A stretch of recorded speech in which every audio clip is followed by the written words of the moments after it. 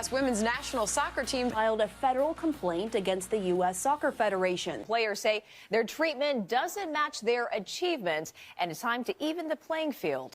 In the aftermath of yet another giant victory that I personally don't care about because watching professional sports is insanely boring to me, a national conversation has restarted about the women's soccer team getting paid less than the men's. And that's a conversation that is not as boring to me, so let's talk about it. Most of the revenue for the U.S. Soccer Federation comes from two places: the games played by national teams and sponsorships. And there's currently an ongoing lawsuit against the USSF stating that if the men's and women's teams won each of the 20 non-tournament games that they are contractually required to play, women's teams players would earn a maximum of $99,000, while the men's team's players would earn $263,000. The suit also states that from 2013 to 2016, women's players earned $15,000 for making the national team, while the men earned $55,000 in 2014 and $68,000 in 2018. Which sounds like a bunch of liberal hokum. Women are just bad at the sport.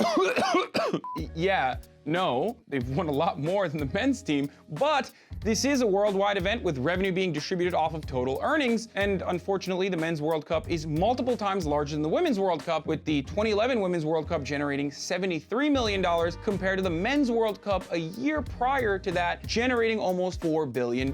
So the disparity of the FIFA prizes makes a lot more sense, but the pay gap at the national level is still a bit more complicated than that. And when discussing the issue of national soccer teams and their pay, overall revenue generation is largely irrelevant because those are FIFA's media sponsorship and ticket revenues, and an incredibly small portion of that goes to the players as prize money regardless, which isn't entirely relevant to the equal pay issue since in the US, the teams are primarily paid by the US Soccer Federation. And when we talk about revenues that the US teams generate, well... Since fiscal 2016, ticket sales for the women's games have not only matched but have brought in more overall revenue than the men's games. And even though the games can be expensive to put on, the women generated more net revenue for games in 2016 and 2017. So in the 3 years after the US women's soccer team won the 2015 World Cup, the US women's games actually generated more total revenue than the US men's games, according to a Wall Street Journal audit of financial reports from the US Soccer Federation. But does the women's soccer team not bring in as much revenue as the men's soccer team with sponsorships then? Well,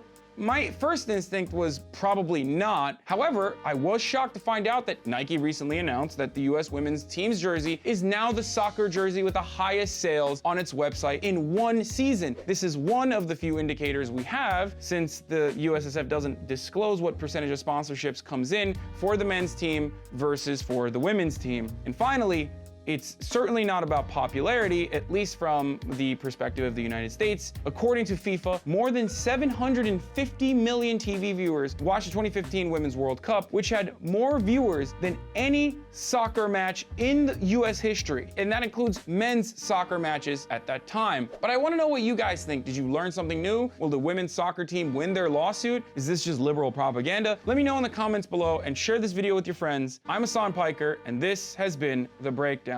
Did you know that TYT Network is now available on YouTube's new streaming platform, YouTube TV?